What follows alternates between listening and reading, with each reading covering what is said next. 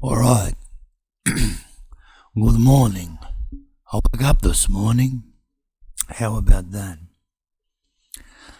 I woke up this morning, I made a coffee, I come sit down, and I take a look to the sky. And my knees are hurting, my elbows are hurting. I took a big hit at 100 kilometers an hour.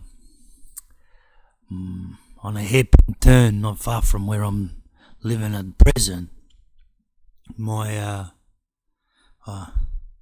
took a very fast exit on a motorcycle that wouldn't respond, and I went headfirst into the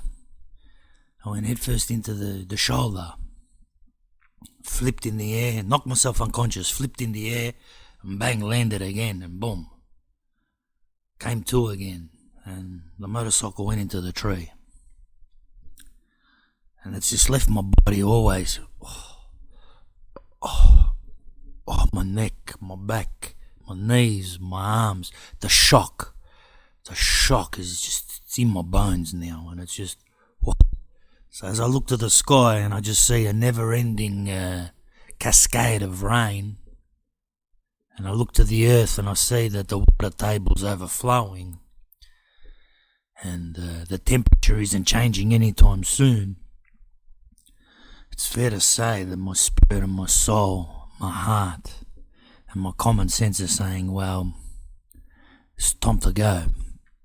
Because throughout this process of the last 30 days now, because today's the 27th of September and it was on the 28th of August, I woke up.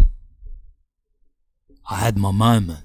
Now 30 days later, what's transpired in the last 30 days is that about 7 years ago, when I was going through another set of unfortunate circumstances with some horrible outcomes, is that I surfaced amidst all the chaos, and I heard of a destination in my consciousness, but I obviously wasn't ready 7 years ago, because in the last 7 years other things have transpired, and bang, in the last 30 days I've done the work, and as I have awoken, I have heard the same destination again speak to me. And I've allowed this to become forefront in my mind. And it takes me back to a time when I was 14 years old, living in Riverley Place, getting that mother of pearl mixed nationality going on, you know. There was a guy, he was a surfer, his name was Phil Garino, and he was a really cool guy. He was a really, really, really cool guy. And I used to do chalk drawings on the road. And his kids used to come, all the kids used to play together. We used to have tennis competitions, soccer competitions, you name it. It was unbelievable. And he came out and he seen me drawing one day with the chalk. And I always used to draw a bamboo diamond with a wave at the bottom and a palm tree in the sun. Always used to draw it. And he came out one day, he said, "Dude, that's really, really good. That's so cool."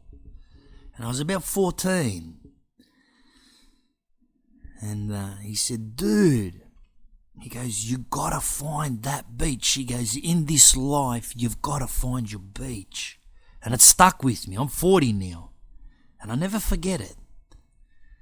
I never forgot it when I was in America, and it never happened. I come back, more troubled times, more chaos, more standing a test to my authentic self once again, and rising to the ever-changing times. And yeah, it's just in the last 30 days, you know. So here I am, I stand before you. I know who I am, I know what I want from this life, and I know how to get it now. So I have decided to put a plan in place, and I'm going to go find this destination and find my beach in this world. I'm going to sell everything. And I'm going to go and live out my days the best I can, minus all the bullshit, crap and corruption of the Western world. Thank you.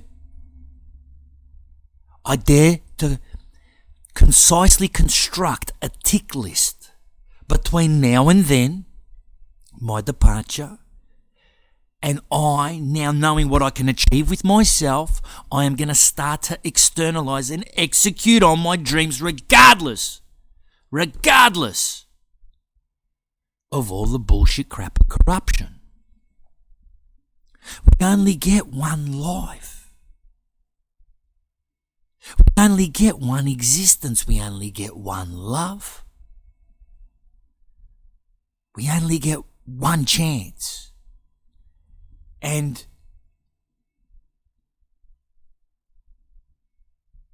this is what I choose to do. Because see, I have a choice, as much of an illusion as it may be. It's still a choice. I have a choice to buy into the illusion of the existence of which I'm under, or I choose to live my authentic self. And that's probably the only choice I got. And after I exercise this, I will not have any other choices. For the rest of it is a consequence of the action I take for this very one choice that I get. So, what I say is, the dice are loaded. Put them in my hand, let's shake them dice and let's roll them. Let's roll the dice. Let's see, because who knows? I can't even say that I can see what's coming next. I don't. I just know. I've got the tick list. I've got the plan. I've done the budget. I've done as much methodical, technical, calculating, planning as I can, given the fact that I have spent 30 days listening to myself after a 90-day detox. And this is my time. This is my moment. And I only get this very moment once. I only get the chance to exercise it once. And I'm going to take it. Or else, everything was for nothing. And that's not what it's about. Create your own challenge. If this existence in its form as it is now is not challenging you, is not bringing out your higher self, your authentic self, your better self, well, you know what you need to do. You need to spend more time with yourselves. Ask yourself, number one, who am I? Number two, what do I want from this life? And number three, how do I go about achieving and making that a reality? What we're talking about now is taking that dream, how our soul is speaking to us subconsciously, and making that the reality of our very souls. I woke up this morning. I really did. I woke up this morning and I am super grateful to me.